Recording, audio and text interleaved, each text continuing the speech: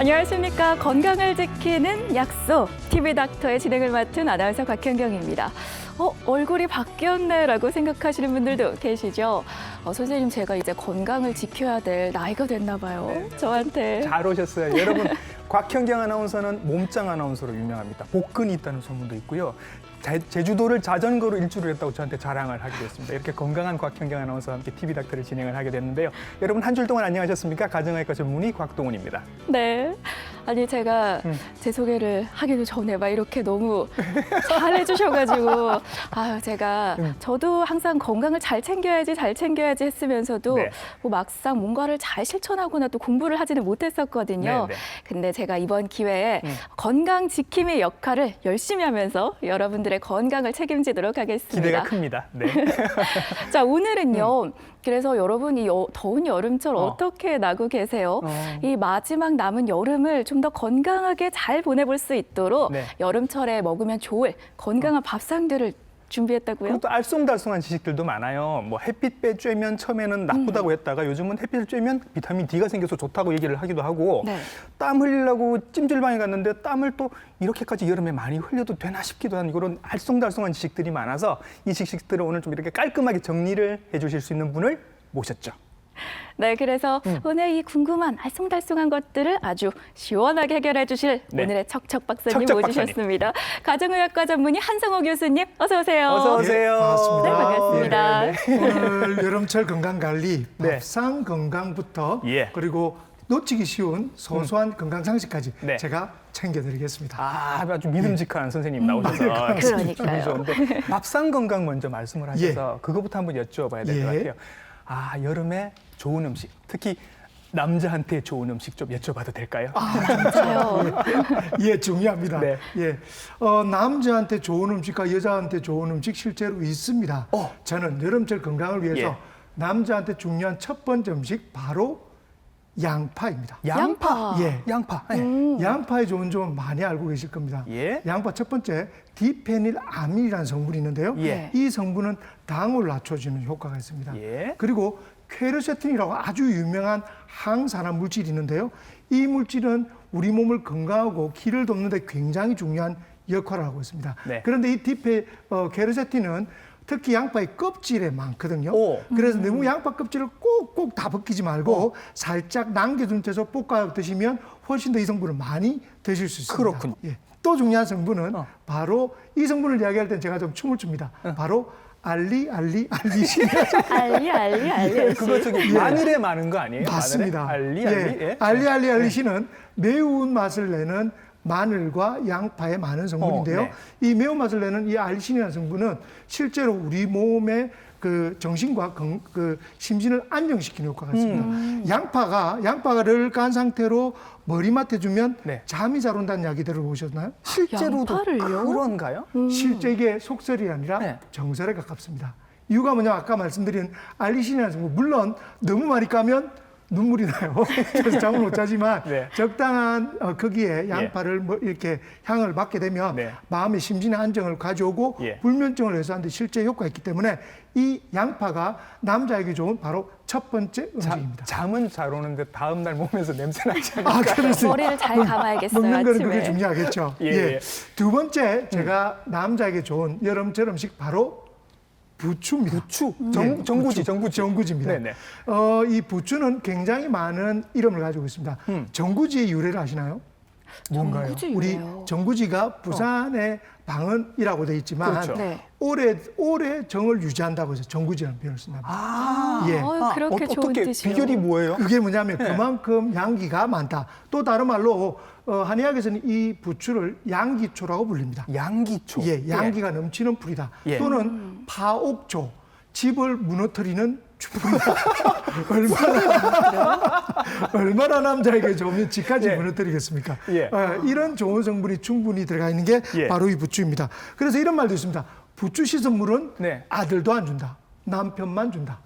그 말은 뭐냐? 아들은 왜 안 줍니까? 아들은 필요 없다. 우리 남편이 최고다. 이런 아들은 뜻입니다. 열심히 공부를 공부해야 해야죠. 된다. 예. 불가에서는 부추, 파, 마늘, 달래 그리고 생강을 오신채라 부릅니다. 이 오신채. 오신채. 예, 예. 오신채가 뭐냐면 이 불도를 닦는 스님이나 비구니는 드시면 안 되는 음식. 이유가 뭐냐면 이 음식이 양기를 음치게 하기 때문에 예. 다른 생각을 하게 만듭니다. 돌을 닦을 수가 없다. 그렇죠. 아하. 돌을 닦지 못한다. 그런 말이 있습니다. 이 이유는 뭐냐면 아릴설파이드라고 불리는 네. 이 부추에 있는 그 향이 있지 않습니까? 예. 네. 약간 알싸한 그 향이 난 그 향 좋던데. 좋죠. 예, 예, 이 소화와 항암 효과까지 현재는 밝혀져 있습니다. 예. 그래서 보면 우리가 저는 돼지국밥 참 좋아하거든요. 예. 돼지국밥집 가면 이런 부추 말이 이만큼 있습니다. 막 부추를 주시잖아요. 예. 적당히 넣으라고 되어 있습니다. 네네. 저는 어. 참고로 예. 많이 넣습니다. 예. 돼지국밥 이렇게 경영하시는 분들이 싫어하실지 모르겠으나 예. 저는 부추를 많이 먹기 때문에 예. 우리 이 시청자 여러분도 가시면 부추 많이 넣어 드십시오. 야, 더불어 우리 부산의 돼지국밥이 건강 음식으로 더 거듭날 수 그렇죠. 있는 예, 좋은 방법일 것 같습니다. 그러네요. 네. 아니, 그래서 남자들은 여름에 양파와 부추를 먹으면 부추? 좋고요. 네. 그럼 예. 저는요? 저는 뭘 먹어야 좋습니까? 아, 그렇죠. 우리 여성분들에게도 또 저희가 당연히 음식을 권해야 되겠죠. 예. 첫 번째, 여성에게 좋은 음식은 바로 이 음식입니다. 발효식초. 발효식초. 발효식초요. 발효식초 중에 우리가 석류나 또는 베리류 그리고 이런 것들을 한글 붉은 식초라고 표현하지 예. 않습니까? 예. 이 붉은 식초는 대표적인 알칼리성 음식입니다. 식초인데? 그렇죠. 식초인데도 네. 알칼리성이에요. 우리 보통 대부분의 음식들이 산성을 띠기 때문에 예. 이런 식초가 몸에 좋다는 건 알려져 있습니다. 네. 특히 이 식초에는 구연산이라고 불리는 유기산이 많습니다. 예. 구연산은 어떤 효과를 가지냐면 피로하면 우리 몸에 쌓이는 게 젖산이에요. 젖산이 쌓이면 피곤하고 힘든데 그렇죠. 이 젖산을 이겨내는 힘이 바로 이 구연산이 있습니다. 그렇기 때문에 피곤할 때 먹는 것. 그리고 또 하나는 이 안토시아닌이라는 성분이 이 안토시아닌 여성분들한테 피부 미용에 굉장히 좋다고 알려져 있습니다. 예. 네. 안토시아닌은 이런 베리류에 들어가 있는 항산화 물질입니다. 그래서 피부 미용에 이 붉은 식초, 발효식초를 이용하시면 좋을 것 같고요. 식초를 그냥 이렇게 마시면 되나요? 그렇죠. 그냥? 마시는데 그냥 이게 농도가 있습니다. 예. 너무 강한 알칼리성 식초는 또 몸에 문제가 생길 수가 있기 예, 때문에 예. 충분히 이렇게 희석해 드셔야 됩니다. 보통은 1대5 정도로 희석을 하시면 되고요. 예. 또 하나는 이것도 오래된 이제 이 식초 물론 이제 유효기간이 길지만 네. 식초 버리지 마시고 예. 네. 우리 발 건강을 위해서 네. 몇 방울 떨어뜨려서 얼음물에 동동 띄어서 네. 이 여름밤에 족욕을 하시면 하시면? 열대야를 이기는 데도 도움이 되고 무좀 예방에도 효과가 있습니다. 좀 살균 아하. 효과가 있군요. 그렇죠. 맞습니다. 그러니까 사실 이 음료로 좀 못 마시겠다 하시는 분들은 샐러드 드레싱으로 먹거나 아니면 그렇죠. 생선 구이할 때 소스로 그렇겠네. 네, 다양한 드셔도 될것 방법으로 같아요. 드실 수가 있습니다. 예, 예. 네, 이 발효식초가 워낙 건강에 좋다 이게 흔히 알려져 있는데 사실 설탕이 많이 들어가지 맞습니다. 않습니까? 그래서 걱정하시는 분들도 꼭 계시거든요. 확인하실 게 발효식초들이 음료로 대용이 되면서 맛을 중요하게 한 거죠. 옛날에는 건강이 목적이었는데 네. 이제는 맛있어야 팔리니까 예, 그래서 확인해야 될 게 당류가 너무 많이 들어가 있는 이 발효식초들이 있습니다. 네. 당이 너무 많이 들으면 건강을 위해서 먹지만 오히려 해로울 수도 있기 때문에 보시고 칼로리가 얼마인지 확인하시고 드시는 것이 좋은 방법일 것 같습니다. 좋긴 네. 한데 여성들이 식초만 드시고 살 수는 없잖아요. 그렇죠. 뭐 하나 좀 더 가르쳐 주세요. 네. 두 번째 잘 알고 있는 음식입니다. 바로 바다에서는 굴, 굴. 그죠? 굴이 네. 그리고 육지에서는 소라고 표현하지 않습니까? 네. 밭에서 나는 소고기인 바로 콩으로 만든 두부. 아 두부. 예. 네. 저 두부 참 좋아해요. 좋아하죠. 네. 예. 두부는 여러 가지 장점이 있습니다. 첫 번째 콩류에 들어가 있는 아이소플라본이라는 이 성분은 네. 기본적으로 여성 호르몬을 대체하는 식물성 여성 호르몬, 다시 말해서 어려운 표현으로 파이토에스트로겐이라고 표현합니다. 예. 실제로 우리나라와 일본, 중국의 여성분들이 갱년기 장애가 훨씬 적어요. 아. 안면 홍조나 이런 분들이 네네. 외국 사람에 비해서 훨씬 적은 이유가 네. 바로 이 두부 때문에 그렇습니다.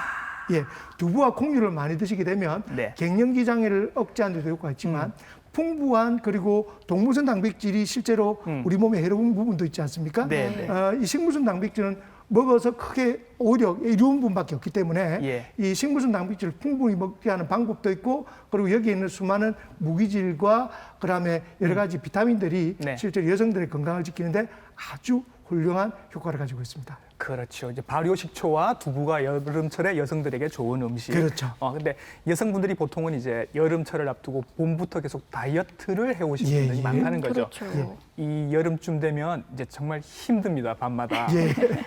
뭐 아이, 좀 배고파. 다이어트에 도움이 될 만한 이러면서. 거, 예, 예. 살 안 찌고 하지만 몸에는 좋은 예. 음식 그런 예. 거 조금만 더 예, 소개를 알겠습니다. 주시면 좋을 것 같아요. 예.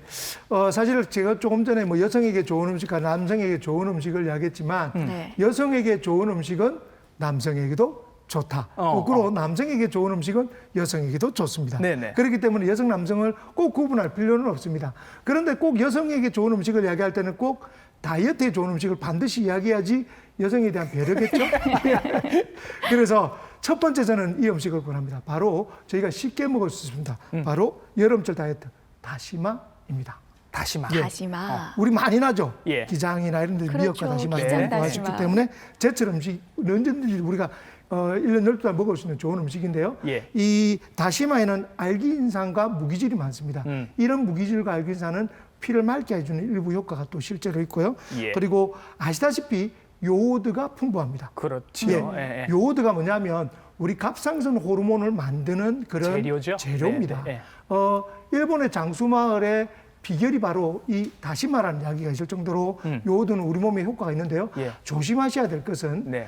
갑상선 기능 항진증 있는 분들은 너무 많이 드시면 안 된다. 네. 특히 환우로 오래 기간 장복을 하시게 되면 오히려 안 좋을 수 있으니까 그 부분만 조심하시면 되고요. 이게 왜 다이어트 음식이냐? 그러니까 저거 자, 먹고 배가 부를까 싶어서 저는. 그렇죠. 네, 네. 다시마와 또 다른 미역류를 예, 예. 물에 담그시면요. 예. 최대 200배 확장합니다. 200배요. 그렇죠. 우리가 미역국 하실 때 어르신들 아실 겁니다. 미역 조금만 좀 많이 해야지 조금 넣으면 네. 이 그릇을 넘칩니다. 그만큼 이게 확장하고 이게 부풀어 오는 효과가 크죠. 예, 예. 사실은 식사를 하실 때 이 다시마 미역을 미리 먼저 예. 드시고 식사를 하시면 조금 더 복부에 이런 뭐라죠? 포만감을 주는 거죠. 배 속에 들어가서 이제 늘어나는군요. 그렇죠. 칼로리는 낮음에도 불구하고 그럼에도 불구하고 이 포만감을 충분히 주기 때문에 예. 첫 번째 여름철 제가 권하는 다이어트 식품 바로 이 다시마. 또 하나 더, 기억하겠습니다. 예. 예. 또 하나는 또 여름철이니까 또 우리가 또 좋아하는 거 있지 않습니까? 예. 콩국 좋아하지 않나요? 아, 좋죠, 좋죠. 콩국수. 네. 시원하고 고소하고요. 그렇죠. 이 콩국에 들어가 있는 우뭇가사리입니다. 우뭇가사리요. 우뭇가사리. 예. 이게 무슨 말이냐? 우뭇가사리는 콩국에 들어있는 흰 젤리 같은 액체. 약간 곤약 보시죠? 같이 곤약 생긴 같은. 거. 네. 예. 그게 이제 홍조류에서 만든 한천이라는 일종의 해조류입니다. 아, 한천이 우뭇가사리. 예. 한천이 우뭇가사리입니다. 이 한천은 칼로리가 거의 없습니다. 네. 거의 없는데 먹으면 포만감을 주기도 하고 예. 그리고 시원한 청량감까지 주지 않습니까? 예. 사실 여름철 콩국에 물론 설탕을 넣으면 안 되고요.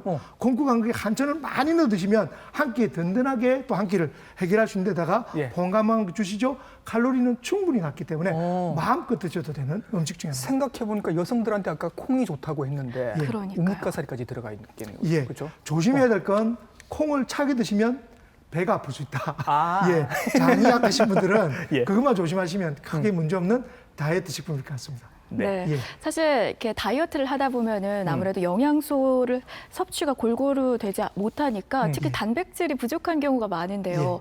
이 우뭇가사리로 콩국수를 해서 먹으면 단백질 보충도 되고 아까 그렇죠. 0칼로리 눈이 그렇죠. 번쩍 뜨였습니다. 예. 네. 그 다이어트 하니까 또 빼놓을 수 없는 것 중에 우리 토마토 있잖아요. 그렇죠. 토마토 하면 대표적인 다이어트 채소잖아요.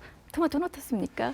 제가 막 그 이야기를 하려고 했습니다. 원래 아시다시피 닥터는 토마토 홍보대사입니다.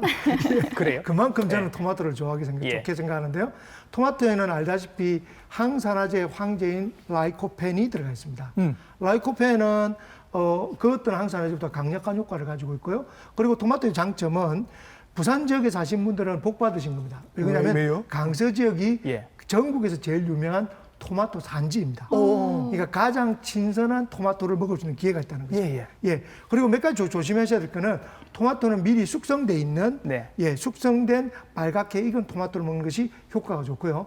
반드시 기름 성분하고 같이 먹는 게 좋습니다. 기름이요? 기름 성분. 그래서 우리가 올리브유 그렇죠. 이렇게, 그렇죠. 토마토를 올리브유에 이렇게 뭐라고 하죠? 그리고 채소류에 네. 이렇게 볶아서. 비벼서 먹는 샐러드를 지중해식 샐러드라고 하죠. 그렇죠. 그게 바로 대표적인 지중해에서 건강 음식입니다. 빠지면 안 되는 것이 올리브 오일과 그리고 토마토입니다. 그래서 토마토를 그렇게 드시면 가장 흡수가 빠르게 되는 거고요. 저희 PD님이 지금 저한테 물어보고 계시는데요. 네. 토마토를 꼭 익혀서 먹어야 되느냐, 예. 날로 그냥 먹으면 안 되느냐고 지금 여쭤보고 있어요. 날로 드셔도 네. 됩니다. 그런데 약간 익게 드시면 흡수하는 효과가 더 있다고 알려져 있습니다. 네. 물론 그냥 익히는 것이 아니라 말씀드린 것처럼 올리브유 같은 걸로. 오일과 같이 먹으면 되고요. 그러기가 불편하신 분들은 우유 한 잔과 같이 드셔도 됩니다. 네, 네. 그렇군요. 그리고 또 뭐가 있을까요? 그리고 또 하나 제가 강조하는 음식 중에 하나는 바로 레드 와인. 와인이요? 감사합니다. 감사합니다. 예, 우리 학생님 좋아하실 만한 그런 아니 그런 거죠? 일반적으로 술은 좀 예. 다이어트에 적이다, 다이어트에 좋지 않다라고 생각을 하는데 예. 뭐 다른 술과 좀 다른 차별점이 어, 있어요? 이 사실 레드 와인을 이야기하면 대표적인 어려운 용어가 하나 있습니다. 프렌치 파라독스. 이게 뭐냐면 프랑스의 역설이라는 뜻입니다. 미국 사람에 비해서 프랑스 사람들이 훨씬 더 고기를 좋아합니다. 예, 그러니까 고기를 많이 먹고 음식도 많이 먹는 편에도 불구하고 심혈관계 질환이 현저하게 낮은 거예요. 네. 그걸 알아봤더니 이 레드 와인이었다는 겁니다. 레드 와인에는 폴리페놀이라는 성분이 이 심혈관계 질환을 낮춰주는 효과가 있다는 겁니다. 네, 네. 그래서 이 레드 와인을 적당히 드시면 심혈관계 질환을 오히려 고기를 드셔도 그런 심혈관계 낮추는 효과가 있는데 네. 또 다른 요즘에 새로 나온 프랑스 역설이 뭐냐면 레드 와인 좋다고 이야기했더니 레드 와인을 밤새도록 마시는 거예요. 네. 그래서 프랑스에는 알코올 중독자 수도 늘었습니다. 예. 그렇기 때문에 꼭 술은 적당히 드셔야 되는 게 중요하고요.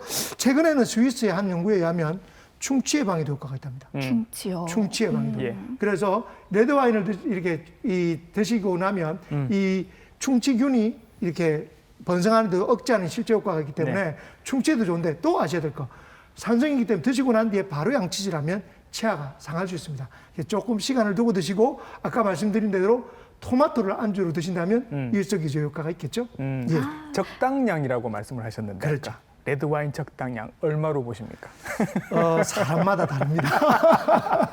사실은 레드 와인이 퍼센트가 농도가 한 12, 3도 정도 그 정도 되거든요. 되죠. 예. 예. 그러면 일반적으로 저희가 먹는 소주의 거의 한 3분의 2 정도 농도이기 때문에 네. 소주 양으로 따지면 절대 낮지 않은 도수입니다. 네. 그렇기 때문에 소주 한 병을 드신 분들은 레드 와인 병수로 따지면 한 3분의 1병 정도 3분의 1. 예, 그 정도 드시는 게 적당하실 것 같고요. 예. 물론 술에 약하신 분들은 반드시 조심하셔야 됩니다. 그리고 또 하나는 레드 와인의 장점은 이렇게 열대야로 옆에 있는 사람이 정말 싫지 않습니까?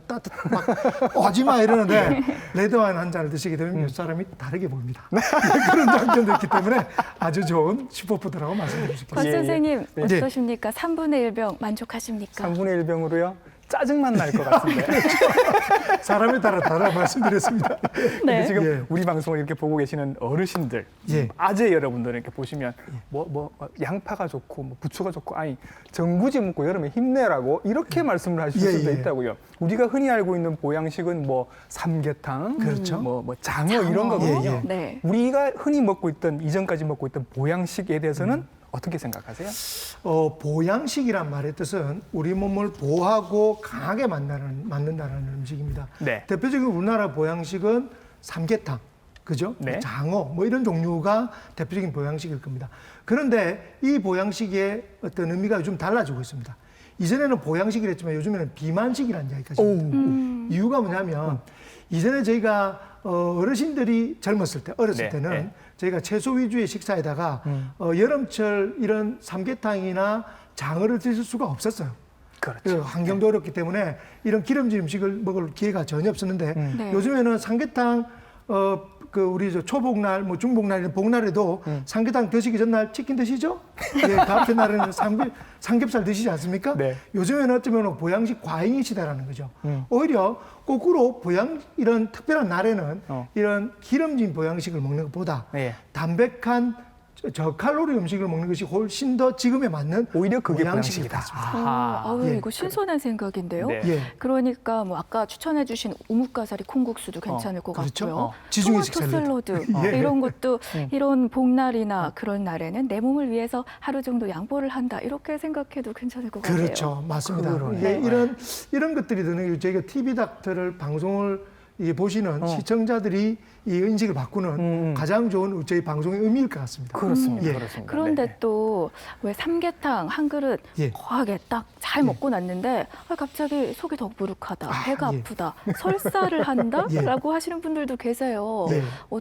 왜 그런 걸까요? 이유가 뭐냐면 이 보양식의 특징이 뭐냐면 보통 일반적인 식사가 지방질 성분이 20% 내입니다. 그런데 이 보양식은 지방질의 이 퍼센트가 35%가 넘는 경우가 많습니다. 굉장히 지방이 많은 음식이라는 거죠. 저희가 기름진 음식을 먹게 되면 설사하시는 분들 있지 않습니까? 네. 보양식이 대표적인 기름진 음식입니다. 그래서 이 보양식을 먹고 난 뒤에 뭐 이렇게 삼계탕 먹고 난 뒤에 바로 찬 아이스크림 먹는다든지 네. 얼음물이 잔뜩 들어있는 아이스커피를 먹는다면 설사라는 경우 실제로 많지 않습니까? 예. 그 이유가 뭐냐면 탈을 잘 일으킬 수 있다는 겁니다. 그리고 칼로리도 굉장히 많습니다. 보통 일반적으로 보양식으로 알려지는 음식들이 칼로리가 1000칼로리가 대부분 넘습니다. 하루에 필요한 칼로리의 3분의 2 이상을 이 한 끼에 해당되는 경우가 많거든요. 그래서 보양식을 또 드신다면 또 하나의 방법은 뭐냐면 기름을 뺀 보양식을 가급적 드시라는 거죠. 예를 들자면 돼지고기를 드시더라도 좀 삶아서 드시는 것이 찌거나 해서 그래요? 네. 찌어서 드시는 것이 구워 드시는 것보다 비해서 훨씬 더 칼로리도 낮추고 지방 성분도 낮춰 먹는 현명한 방법이라고 생각하고 있습니다. 보양식이 아니더라도 일반적으로 그냥 보통 때하고 똑같이 먹었는데도 여름 되면 이상하게 배탈도 좀 자주 나는 것 같고 설사도 하는 것 같고 그래서 혹시 내가 식중독에 걸린 거 아닌가라는 의심들을 다들 하신다는 거죠. 식중독의 증상이 보통은 다 설사인가요? 식중독의 증상은 대표적인 증상은 설사와 복통은 맞습니다. 예. 근데 그 외에도 다양한 증상이 있습니다. 예를 들자면 열이 나거나 몸살이 있거나 오한이 들거나 이러한 증상들도 있을 수가 있고요. 네. 우리 그냥 장염에 걸렸다라고 하면 떠오르는 증상들 대표적인 증상들을 그렇죠. 이해하시면 될 것 같습니다. 네. 예. 근데 여름에 뭐 살짝 배가 아프고 또 설사를 한다고 했다 해서 병원에 꼬박꼬박 가시는 분들은 그렇게 많지 않을 것 같거든요. 네. 그냥 지사제를 약국에서 사 먹는다던가 하는데 이런 게 어떻습니까? 좀 괜찮을까요? 이걸 또 이해하셔야 될 게 우리가 식중독을 일으키는 균은 크게 두 가지가 있습니다. 하나는 균 자체가 몸에 들어와서 독성을 일으키는 균과 그리고 또 하나는 균이 몸에 들어와서 독소를 발생시키는 균이 있습니다. 대표적인 균이 포도상구균이라고 하는 포도처럼 생겼죠? 예, 포도처럼 생겼죠. 이래서 포도 모양의 균이다. 이래서 포도상 동그란 균이다. 이렇게 표현하는 거죠. 네. 이 균이 대표적인 뭐냐면 오래된 김밥, 상한김밥 드시면 배 아픈. 뭐 먹었는데 2시간, 3시간 뒤에 배 아프다. 이런 바로 이 포도상구균에 의한 식중독입니다. 가장 흔한 식중독이 하나인데요. 만약에 이런 가장 흔한 식중독인 포도상구균에 의한 식중독일 경우에는 이 균은 독소를 만듭니다. 균이. 그렇기 때문에 이 만든 독소를 빼지 않으면 오히려 배가 더 아플 수 있습니다. 그래서 이런 식중독의 경우에는 지사제를 쓰시면 배가 더 아프다는 겁니다. 설사 드시지 마시고 배를 몇 번 보는 것이 적당히 보는 것이 좋다는 거죠. 물론 설사를 너무너무 많이 하는 거예요. 그럴 때는 적당한 지사제로 횟수를 줄이는 거 필요하나 그렇다고 해서 완전히 배를 안 보게 한다면 오히려 배가 더 아플 수 있습니다. 다행스러운 건 이 포도상구균은 열에 굉장히 약합니다. 조금만 끓이거나 가열만 하면 충분히 막을 수 있기 때문에 개인 위생만 철저한다면 충분히 막을 수 있는 그런 장염균입니다. 그렇죠. 지금 제일 마지막에 지사제 사용하지 말라고 저렇게 표시가 돼 있는데 여러분들 편의점에 가시면 왜 비상약들을 이제 팔지 않습니까? 보면 주로 뭐 감기약, 해열제, 뭐 소화제, 파스 이런 게 있는데요. 그 안에도 지사제는 없습니다. 왜냐하면 이거는 함부로 쓰시면 안 되는 약이기 때문에 그런 거니까 꼭 그렇게 이해를 해주셔야 맞습니다. 되겠고요. 그리고 이제 이렇게 설사하고 이렇게 복통이 있을 때는 이제 주로 좀 이렇게 많이 마시면서 이렇게 수분 보충을 해주는 게 중요한데 이온 음료 같은 게 집에 있으면 좋긴 할 텐데 이게 또 필요할 때 찾아보면 없거든요, 잘. 그래서 맞아요. 이렇게 만들어서 이렇게 좀 먹을 만한 그런 거 있으면 소개를 좀 해주시죠. 우리가 장염이 좀 있다고 해서 설사가 있다고 해서 모든 사람이 힘든 건 아닙니다. 우리 대표적인 가장 심한 장염은 콜레라라고 들어보셨습니까? 옛날에 들어보셨죠. 지금도 간혹 동남아에서 유행을 해서 저희 나라에서 간혹 발생하는 경우가 실제로 있습니다. 콜레라가 쌀뜨물 같은 물 같은 설사를 엄청나게 많이 하는 겁니다. 그런데 지금은 콜레라 때문에 사망하는 사람이 거의 없습니다. 왜냐? 지금은 현대의학으로 수분을 충분히 공급해 주는 거죠. 설사를 하는 만큼 물을 공급해 주면 사망하는 일은 없습니다. 근데 물을 공급을 그냥 하는 게 아니라 설사를 한두 번 할 때는 그냥 보료 찬물이나 끓인 물을 드시면 될 것 같은데 설사를 많이 할 경우는 전해질 우리 몸에 있는 그런 그 소금 성분 이런 성분을 맞춰주는 게 중요합니다. 쉽게 만드는 방법은요. 끓인 물 1리터에 4스푼 조그마한 스푼으로 설탕은 4스푼 소금은 1스푼 정도 섞어서 흔들어서 마시게 되면 우리 몸에 그 삼투압이라고 표현하는 균형에 맞는 네. 흡수를 가장 빨리 하는 물을 만들 수 있기 때문에 예. 애들이 열이 나거나 힘들어할 때 이렇게 만들어 드시면 네. 훨씬 더 좋을 것 같고요. 어. 이온 음료도 좋습니다. 우리가 탈수를 예방할 때는 이온 음료 좋긴 한데 네. 조심하셔야 될 것은 이온 음료는 답니다. 그렇죠. 역시 이제 그 맛을 좋게 하기 위해서 예. 적당히 단 것이 아니라 많이 달게 만든 이온 음료가 많기 때문에 예. 네. 오히려 쓸데없이 너무 많은 당분류를 섭취할 수도 있다. 대신에 전혀 못 드시는 분들한테는 오히려 이게 더 효과가 있을 수 있다는 것도 좋은 장점일 것 같습니다. 네. 네. 예. 그러니까 설사가 심할 때는 물 1리터에 티스푼으로 설탕 4스푼 그리고 소금 1스푼 정도 넣어서 마시면 좋다라는 말씀이셨습니다. 아, 예. 역시 똑똑하십니다. 아, 제가 금방이요. 정말 좀 잘하나요? 예. 근데 이 방법만 믿고 선생님 말씀만 믿고요. 예, 예. 병원 안 가고 그냥 이것만 이렇게 꼴딱꼴딱 잘 마시면 괜찮을까요? 아, 그렇습니다. 이것도 아주 중요한 질문인데요. 이야기 듣는다 또 설사한다고 또 집에서 꾸이 정말 참고 안 가시고 나중에 탈나는 경우 실제 있습니다. 네. 그래서 꼭 기억하셔야 될 거. 이런 경우에는 반드시 병원에 가셔야 한다. 치료가 필요한 식중독 증상입니다. 네. 설사가 있으면서 발열이나 한기 그리고 혈변이 뭐냐면 변에 피가 섞이는 겁니다. 혈변이 있는 경우는 반드시 가시는 게 중요합니다. 예. 그리고 이런 경우는 나중에는 수분이 많이 솟아서 탈수가 심하게 되고요. 심하게 되면 의식을 잃는 경우까지 생길 수 있습니다. 예. 그래서 반드시 기억하실 거는 24시간 이상 계속 설사가 계속된다. 네. 아까 말씀드린 것처럼 가벼운 포도당 규균에 의한 감염은 예. 보통은 저절로 좋아지거든요, 하루 예. 내로. 네. 그렇지 않은 경우는 반드시 병원을 가시는 게 좋고요.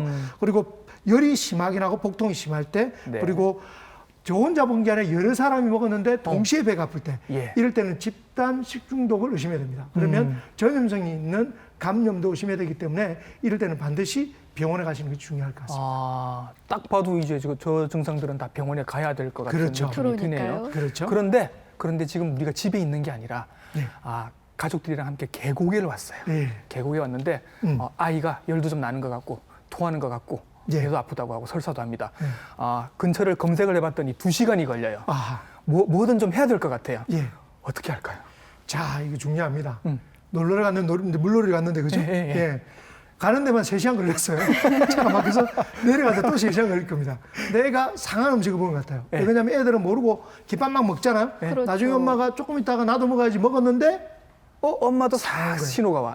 예. 그런 경우에는 뭔가 조처를 해야 되지 않습니까? 네. 그럴 때 저희가 기억해야 될 거 말씀드리겠습니다. 일단은 상한 음식이 확실하다는 생각이 드시면 토하게 하십시오. 토하게 해서 일단은 오염된 음식을 빼버리는 것이 가장 좋은 방법 중에 그렇죠. 하나입니다. 좀 먼저 토를 할 수 있는 방법, 유도할 수 있는 방법은 뭐가 그냥 있을까요? 토하게 되면 이게 이제 딱딱한 음식을 먹게 되거나 이럴 때는 올라오면서 상처를 낼 수도 있기 네. 때문에 네. 물을 먼저 좀 충분히 먹이는 게 좋을 것 같습니다. 물이요? 미지근한 물을 좀 먹고 난 뒤에 그다음에 아기들 같은 경우는 입을 아라고 해서 목젖이지 않습니까? 네, 목 안에 네. 목젖을 착 이렇게 자극을 조금 하면 애들은 구역 반응을 자연스럽게 일으킵니다. 네. 그렇게 하고 난 뒤에 톡톡톡톡 두드려서 구토를 하게 하는 게 중요하고요. 네. 그리고 3시간 이상 경과했을 때는 이제 이런 방법들이 없지 않습니까? 그럴 때는 아주 심한 식중독의 경우에는 실제 호흡마비, 경련, 탈수 같은 심각한 문제 있는 경우도 있거든요. 예. 호흡이 마비됐을 때는 인공호흡을 당연히 해야 될 것 같고요. 그렇죠. 그리고 경련이 있을 때, 경련이 있을 때는 혀를 깨물지 않도록 부드러운 수건 같은 걸로 예. 입을 물리게 하는 것이 네. 중요하고요. 네. 그리고 이 기도를 유지하기 위해서 목을 딱 돌린 상태에서 옆으로 돌려놓는 게 좋습니다. 특히 이런 경우에는 자기도 모르게 구토를 하다가 기도가 막히는 경우가 있습니다. 그렇죠. 그렇기 때문에 옆쪽으로 45도 정도 눕혀서 눕혀서 이렇게 있는 것이 방법. 토해도 음식이 바깥으로 나갈 수 그렇죠. 있도록. 바깥으로 나올 수 있도록 네, 네. 하는 게 중요하고요. 탈수는 아까 말씀드린 그런 방법으로 탈수를 물을 먹어서 좀 네. 하면 좋을 것 같고요. 그리고 쇼크가 있는 느낌 든다면 몸을 좀 따뜻하게 해서 최대한 빠른 방법으로 병원에 가시는 게 다 중요할 것 같습니다. 네. 예. 또 이 여름 밤을 시원하게 보낼 수 있는 방법 중에 하나가 시원한 야외에 가서 친구들과 그렇죠. 도란도란 이야기하면서 맛있는 거 먹는 거잖아요. 그렇죠. 요즘 수변공원 가면은 다들 회 한 접시씩 들고 진짜 많아요, 사람들. 네, 즐거운 시간 보내고 계시던데 근데 제가 걱정이 되더라고요. 이렇게 야외에서 회를 먹는 게 좀 식중독 같은 게 걸리지 않을까 이런 생각도 들었는데 어떻습니까? 예. 회 이야기하면 빠질 수 없는 것이 바로 비브리오 피해증입니다. 네. 예. 특히 올해는 수온의 상승으로 해서 비브리오 피해증 균이 예. 작년에 비해서 한 달 정도 더 일찍 발견이 됐기 때문에 네. 사실은 보건당국도 굉장히 긴장을 하고 있습니다. 네. 이 원인은 뭐냐면 생선이나 굴, 조개로 같은 이런 어패류를 날것으로 드셨을 때 오고요. 보통 10시간이나 16시간 지나고 나면 복통과 설사를 합니다. 모든 사람들이 다 문제가 되는 게 아니라 가장 조심해야 될 환자들은 간이 나쁜 분, 간 경화가 있거나 예. 간염이 있어 치료를 받는 분이나 콩팥이 안 좋아서 병원 치료를 받는 분들은 이 비브리오 폐혈증에 의해서 사망에 이르는 경우도 실제 있기 때문에 예. 이런 분들은 특별히 조심하시고 비브리오 폐혈증 유행 기간을 예. 이제 저희가 보건당국에서 알려드립니다. 그런 경우 때는 가급적 생선이나 어패류를 날것으로 먹지 말고 익혀서 먹는 것만으로 충분히 예방이 되니까 그것만 잊지 않으셔도 될 것 같습니다. 그래서 뭐 간, 콩팥 안 좋으신 분들, 그다음에 당뇨 오래 앓으신 분들한테 이제 비브리오 폐혈증이 굉장히 심각한 그렇죠. 영향을 예. 줄 수 있는데 옛날에 우리 비브리오 폐혈증이 한 번씩 이렇게 뉴스에 뜨고 하면 횟집 타운이 조용해지잖아요. 그때 의사들은 회식 가고 그랬거든요. 예, 맞습니다. 서비스도 잘 받고 싸우고. 예. 그런데 맞습니다. 이게 보면 그 같은 무슨 병이라도 배탈이라도 어떤 분은 괜찮고 같은 음식을 먹었는데 어떤 분은 괜찮고 어떤 분들은 안 괜찮고 이런 차이가 있더라고요. 이유가 있을까요? 아주 중요한 질문인데요. 저도 사실 비브리오 폐혈증이 유행할 때면 저도 회식합니다. 횟집으로. 저희가 건강하게 조심스럽게 먹으면 사실 그렇게 위험한 그런 병들은 아니기 때문에 네. 물론 아까 말씀드린 고위험군들은 조심을 하셔야 됩니다. 근데 똑같이 먹었는데 친구는 괜찮고 저만 아픈 거예요. 그 이유는 뭐냐면 내 몸에 내 장에 있는 환경, 건강이 다르다는 뜻입니다. 대표적인 게 우리 몸 안에 대장에는 유익한 균들도 살고 있습니다. 대표적인 게 유산균입니다. 유산균. 예, 우리 선전에도 많이 있지 않습니까? 예. 네. 유산균이 우리 몸 안에 많이 있어야지 이런 나쁜 균이 들어왔을 때 싸워서 이겨내는 거죠. 네. 그런데 항생제를 남용하신 경우 필요 없이 아프지 않는데도 조금만 아픈데도 항생제를 먹는 분들이나 예. 또는 인스턴트 음식이나 이런 것들을 많이 먹어서 네. 실제로 이 유산균이 자라기 위해서는 풍부한 그 섬유소가 필요하거든요. 예. 이런 것들을 많이 먹지 않았을 때 장이 약해지는 거죠.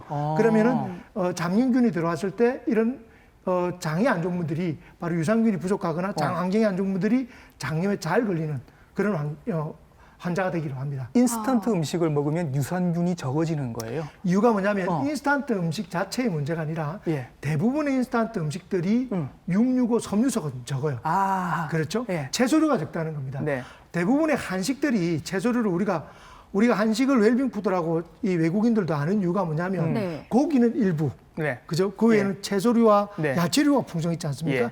그런데 이제 이게 식생활이 바뀌었다는 거죠. 대표적으로 뭐 햄버거나 피자 같은 경우에는 섬유소는 거의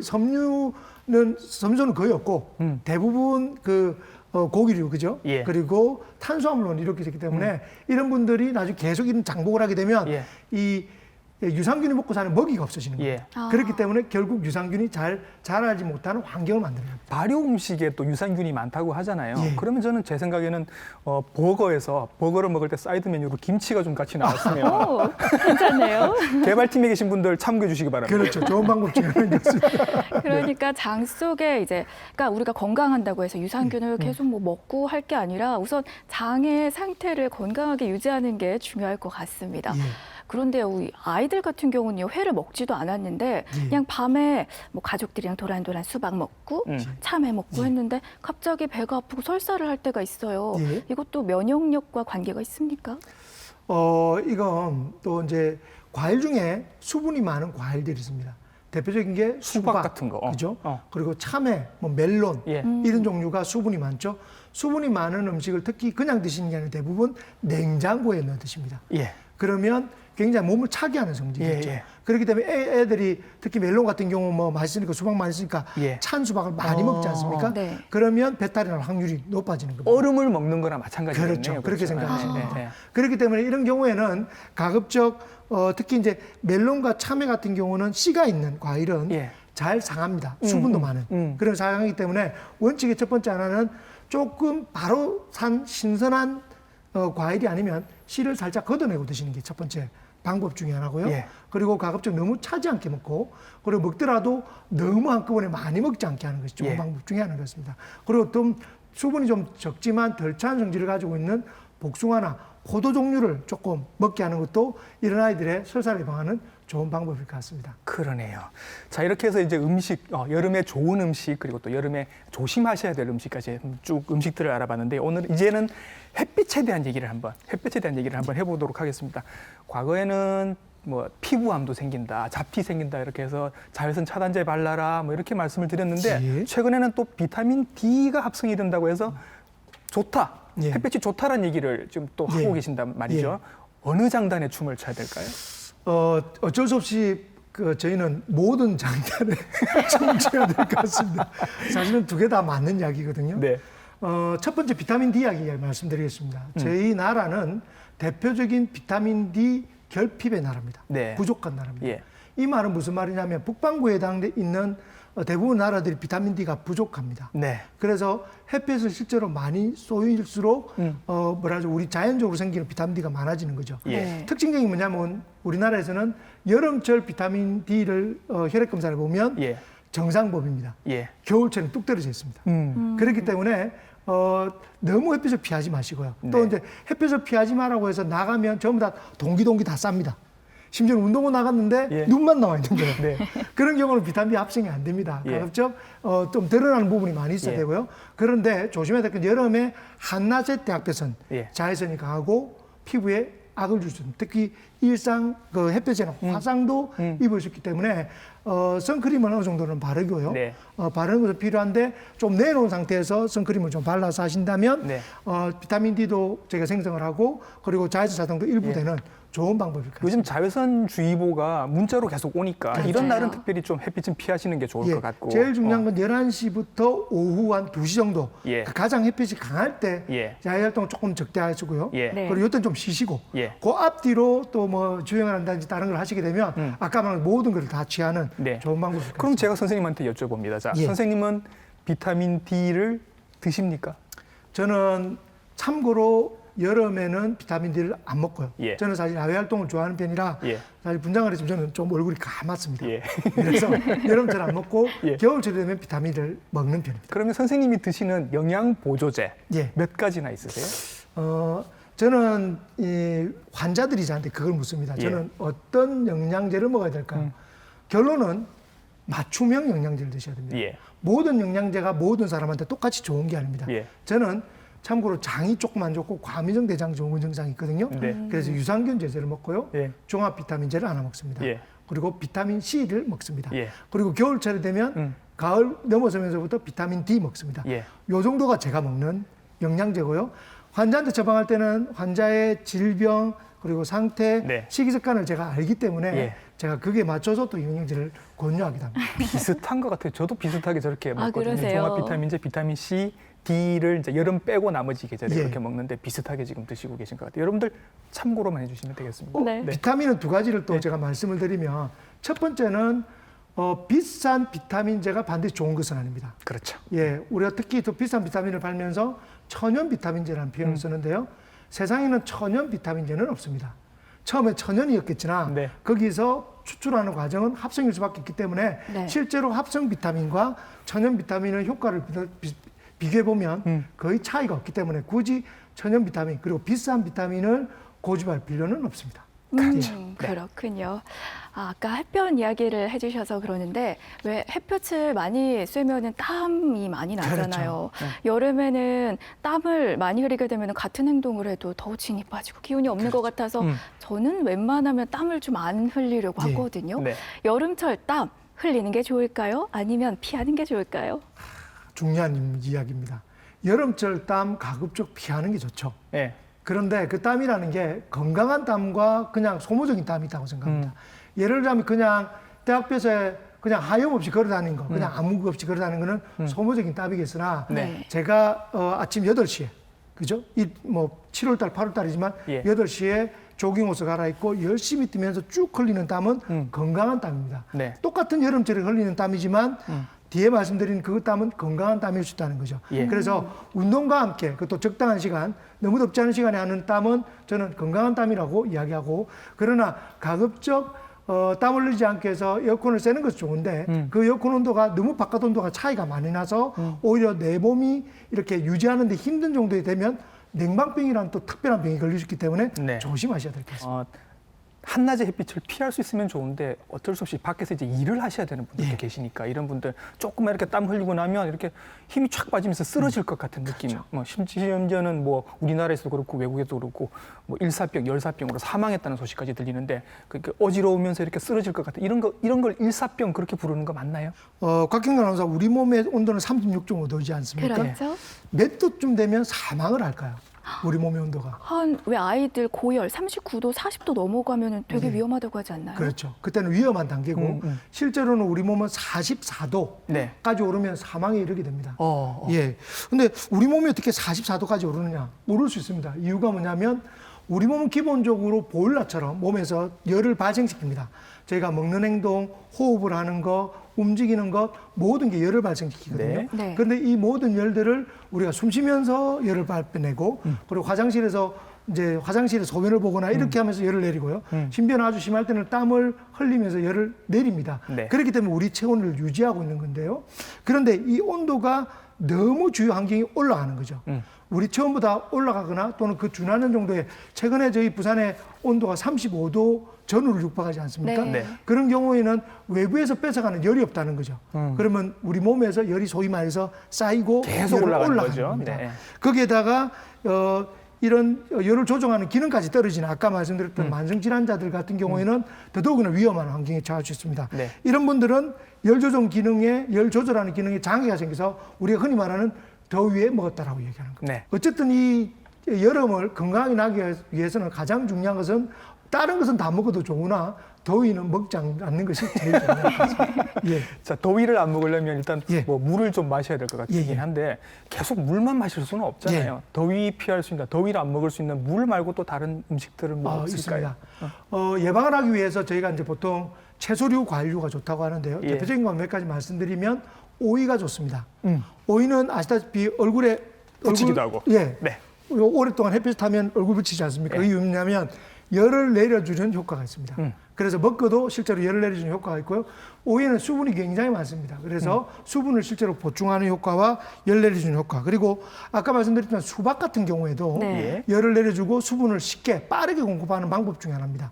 그렇기 때문에 여름철 제철 과일들을 주기적으로 먹는 것이 더위를 예방하는 또 좋은 방법, 음식 중에는 아주 좋은 방법 중에 하나일 것 같습니다. 네. 이렇게 더위에 좋은 음식들이 많으니까요. 여름철 더위 드시지 마시고 몸에 좋은 건강한 음식들 잘 챙겨 네, 드시기 그렇죠. 바랍니다. 그런데 이런 건강한 음식을 위해서는요.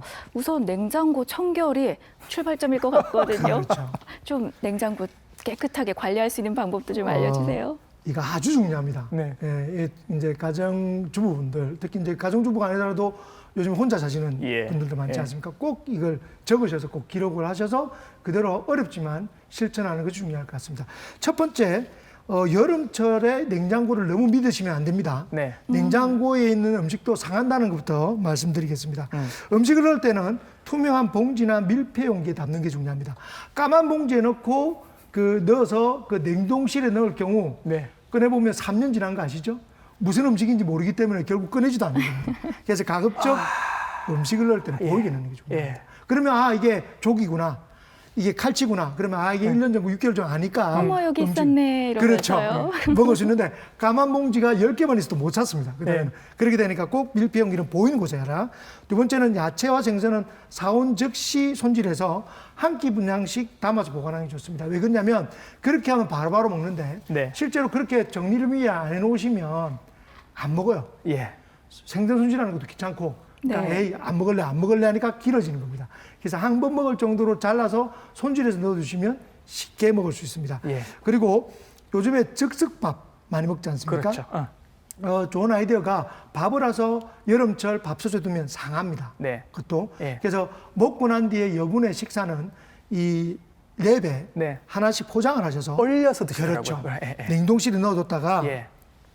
전자레인지에 예. 한 2분 정도 이렇게 하면 신선하고 똑같은 밥을 그대로 먹을 수 있으니까 예. 우리 즉석밥 사 먹는 거와 똑같은 겁니다. 예. 이것도 좋은 방법 중에 하나일 것 같고요. 그다음에 식품명과 구입 시기, 유통기한을 표시하는 것도 좋은 방법입니다. 예. 사실 어렵죠. 어려운데 이게 워낙 어렵지만 실천해 보면 그렇게 어려운 부분이 아닙니다. 예. 다행스러운 요즘에 또 스마트 냉장고가 많이 있지 않습니까? 네. 네. 젊으신 분들은 냉장고에 메모 기능이 다 있어요. 예. 그래서 안에 뭐가 들어있는지 네. 유통기한이 어느 정도 되면 심지어는 알려도 줍니다. 예. 그런 것도 좋은 방법이니까 유효한 냉장고 방법 바꾸자 하겠네 또. 그럴 수도 있겠네요. 네, 냉장고는 일주일에 한 번씩 청소하는 습관하면 좋습니다. 예. 청소라고 해서 다 끄집어내지 않더라도 뭐가 있는지 체크하는 정도입니다. 예. 사실은 그렇게 한번 체크하면 이전에 오래된 음식을 먼저 먹는 습관이 되기 때문에 예. 실제로 냉장고를 그렇게 가득가득 채우지 않는 좋은 방법이 된다는 겁니다. 네. 예. 저는 냉장고가 제 친구였거든요. 네. 든든한 친구. 예, 예. 모든 냉장고에 있으면 다 괜찮아. 이렇게 믿었는데 네. 오늘 좀 실망인데요. 그렇죠. 네. 우리가 일주일마다 청소할 때 느끼는 이렇게 생각하시면 됩니다. 일주일이 지난 음식은 점점 뒤로 가거든요. 예. 한 달이 지나면 1년 뒤에도 안 먹습니다. 그러니까 네. 무조건 일주일이 넘어선 음식은 안 먹는다고 생각하시고 무조건 빨리빨리 소비해서 드시는 게 좋은 방법입니다. 그런 것 같아요. 알겠습니다. 냉동고 저 안쪽에는 뭐 1년, 2년 지난 돌덩어리처럼 딱 펼쳐져 있는 데도 분명히 있거든요. 그래서 오늘 가서 다 버리도록 하겠습니다. 예, 집에서는 그런 음식들을 그 눈 부을 때 이렇게 마사지. 마사지하고 쓰는 그렇군요. 그런 용도로 쓰지 않기를 바랍니다. 예, 선생님 뭐 워낙 말씀을 잘하셔서 지금 네. 굉장히 좋은 팁들을 많이 주셨는데 예. 너무 지금 팁들을 많이 주셔서 머릿속이 지금 바글바글 하거든요. 아, 선생님 예. 정리를 좀 해주시면 네, 좋을 것 마지막으로. 같아요. 그렇습니다. 이제 여름철 되면 이제 특히나 지금 피서철이지 않습니까? 네.